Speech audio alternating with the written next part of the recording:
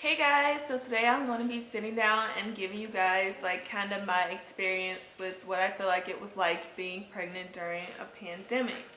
So first of all, these are just going to be like my thoughts and personal opinions, and whatnot. Obviously, I was very thankful and very happy and blessed to have been able to have this experience regardless of when it happened. But this is just kind of like some of my ideas about, it being during a pandemic. So first of all, I will say that it was very, very difficult to go to virtually all of my doctor's appointments except for whenever we were going to be having an ultrasound and like the baby was going to be seen. Every other appointment I had to go to alone. So that was very hard for me as well as my husband because this was our first baby, our first experience. Neither one of us had experienced any of this before, and so we kind of felt in a way that we didn't get to like fully enjoy it, like getting dressed, going to the doctor with your hubby, gonna go find out about the baby, all of that good stuff. So that was an adjustment because for me, especially as I got further along, it was really hard because I was like kind of waddling around, like going upstairs by myself, finding places. It was just kind of difficult because when it got to like the height of the pandemic, they didn't even want people to like drop you off. Like it was literally like only the patient is allowed inside, stuff like that. So that became really, really tough, and it was like mentally difficult because you have like this person that you're used to being there, your support, and then it's kind of like taken away from you. So that was one of the most difficult parts of the entire experience of being pregnant during a pandemic. Speaking of like not being able to go to doctor's appointments as normal, another big thing that I didn't get to fully enjoy was satisfying my pregnancy cravings. So I had cravings for all kinds of stuff, you guys. And when I tell you, like, if the restaurant wasn't closed down, they weren't dining in, they weren't doing takeout, like I would have late night cravings. Everybody was on, like, I don't want to say curfews because I guess it wasn't really a curfew, but you guys know when we were locked down, people were just closing up early, so it was crazy. So not being able to get things that I was really, really, like, really craving was very difficult as well. So another thing that was extremely difficult was the fact that like we had no idea what was going on in the world. Like it was different, it was crazy, getting all of these updates, like being afraid for, people not knowing what it was. Doctors were stumped, like being a nurse myself, like just hearing the conversation around this thing, everybody was like freaking out, so that was definitely very unsettling. And of course you like start to worry, like, oh, is my baby going to be okay? The hospitals were filling up, and then it's like, okay, well, I want to be able to go to the hospital, God forbid I need it, but just like kind of having those concerns from the healthcare point of things, which, speaking of, working as a nurse was definitely very scary because you never knew what kind of patient you were going to have when you got there. And yes, of course, many places were trying to like not, give positive patients to pregnant nurses, but I mean, sometimes the staffing, it just does not allow for that. So definitely always like having like that anxiety before a shift, like, am I gonna, have to do this today? Being worried, like not having the proper PPE, all that kind of stuff was just like very, very nerve-wracking. And that was really like worse towards the beginning of the pandemic. Like I said, when things were just like nobody knew what was going on. That was just a huge thing that was something to get over and to kind of start trying to find like a way to deal with it that was going to allow me to have a bit more like peace about the situation overall. Another thing that got affected was the fact that I was not able to travel for my baby moon. Y'all, when I say that was absolutely heartbreaking, I had all these plans. We were gonna go out of the country on like a really nice tropical getaway. When I say that like everything was backed up, like places were backed up, countries were shutting down their borders, like, all kinds of guidelines were being put in place, flying guidelines, and then I was pregnant on top of that, and the hospitals are already filling up, and then I don't want to go too far away from my doctor. That was just another thing that got affected, unfortunately. So we didn't end up going on a baby moon, but we decided we were going to go on a baby moon after our baby got here and when things are a bit better overall. So we still want to we're going to have that entire experience. We're just going to, have it after our baby has arrived because we felt it would be, the safest bet for us to just do it that way. But yeah, in the moment, it was very upsetting not being able to, jet off and enjoy like kind of that last little romantic getaway before 2 became 3, for sure. Speaking of 2 becoming 3, when I was going to give birth, I was only allowed 1 support person, which was literally heartbreaking for me because, you know, you just like to be able to have the option kind of like having, you know, more people there, because there can be someone to help focus on you and your healing. There can be someone there to help focus on like helping out the baby. Speaking of baby, she's just right here if y'all hear her. Oh, good birth, baby, yay.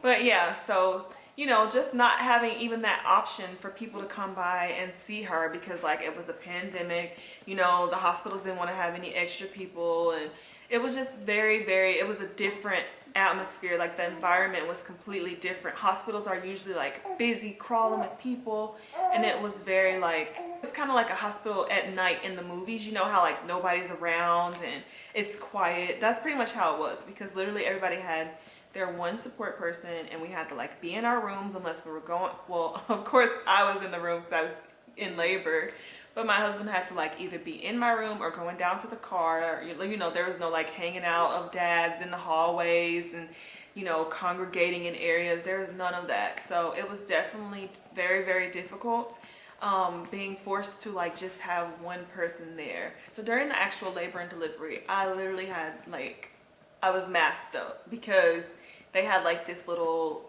rule in place that said that you needed to be, you know, pretty much masked up as much as you possibly could. So I just opted to wear my mask the entire time because, you know, like I said, I was just very, looking at it from a nurse standpoint, like I just understand, you know, like masks are not 100% effective. It was just one of those things where I was like, I literally don't know. So I was trying to do everything that I could to make sure that I stayed as healthy as possible, myself and my husband, so that we could make sure that our baby was as healthy as possible whenever we were ready to bring her home.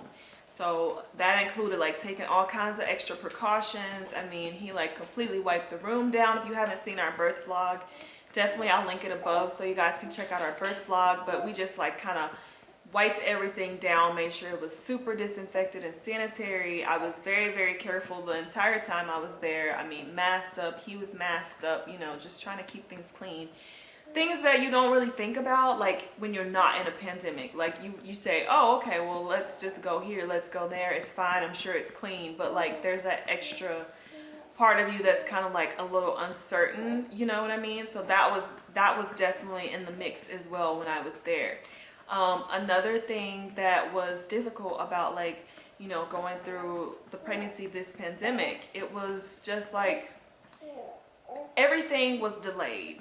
You know what I mean? So like appointments were being pushed back, like places were changing their hours last minute, you know, people were going here, people going there, people getting sick and not being able to fulfill obligations. Like it was just really, really, I would say chaotic. Like it was kind of like this when thinking about like some of the things that were going on, especially like behind the scenes. And so there was the fear of like, okay, when it's time for me to go give birth, are they going to have all of the equipment they need? Are they going to, you know, be fatigued? Because then there's a such thing as nurse fatigue, because like, you know, you guys know that the nurses are like really, really getting overworked right now. So it was like, okay, I don't want to run into a nurse that's having a bad day, or like maybe, you know, she has something going on, or she's worried about someone or one of her other patients, or like, are any of her other patients positive and then she's treating me as well. So there was all of that in the mix that were things that I was kind of thinking about. And like I said, it might have made it a little more difficult for me being a nurse myself, because knowing like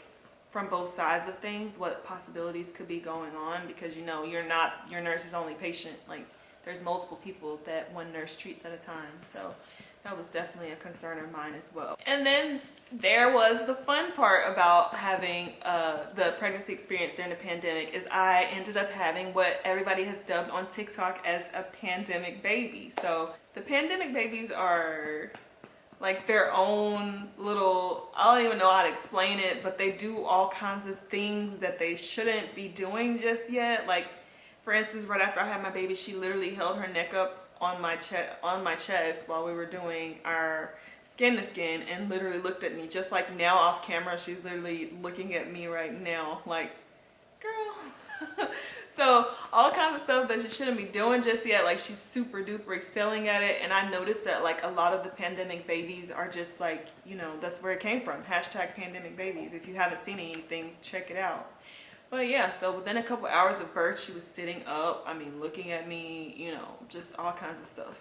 That was super, like, I don't know how to explain it even, but she still does little things like that that kind of catch me off guard. But I guess that's because she's a hashtag pandemic baby. But anyway, I just wanted to tell y'all some of the things that I experienced being pregnant during a pandemic. Like I said, there were parts of it that were very sad, like having to go to pretty much all of my appointments alone, especially it being my first pregnancy.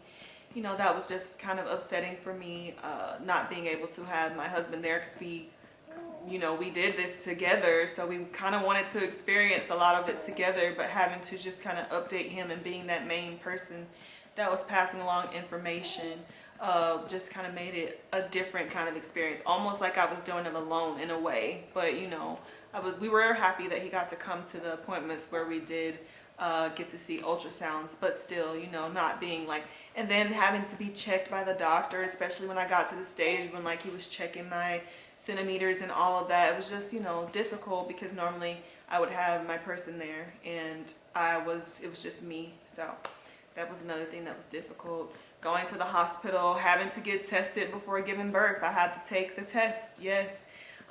Thankfully I didn't have to get like the rapid one, so they didn't like, you know, shove or anything. It was pretty much painless, but you know, just having to have that period. I do know as a nurse that going before procedures, sometimes you have to get labs done and things like that, but just a test to make sure, you know, that was just an extra level of, oh, here we go, you know. So there was that. Being concerned about staffing issues, cleanliness, things like that. That was another big thing. Not being able to get all of my cravings satisfied that I was having due to closures and issues with like restaurants and things like that as well. You know, and then just the world, people not knowing what was going on. Nobody knew, was it getting better, was it getting worse, and all different kinds of conflicting, you know, things on the TV. So yeah, that was my experience being pregnant during a pandemic. I hope that this has, if anybody was watching this because you're curious of what to expect, I hope that this is giving you kind of a little bit of insight on what you can expect. For those of you that were also pregnant during a pandemic, maybe you can share with me kind of what your experience was or your thoughts on it. Of course, like I said, I'm very thankful, grateful, blessed to have been able to experience this regardless of whether it was during a pandemic or not. But those were just some of the things that I experienced, and I wanted to kind of share, and also to just remember this because once again, this is like a crazy time. And so, you know, my husband and I always say that our baby was the best thing to come out of 2020, which we conceived in 2020 and she was born in 2021. So basically throughout the entire pandemic, she was the best thing to come out of it. But anyways, I hope that you guys have enjoyed this video. Let me know your thoughts down below and I will see y'all in the next one.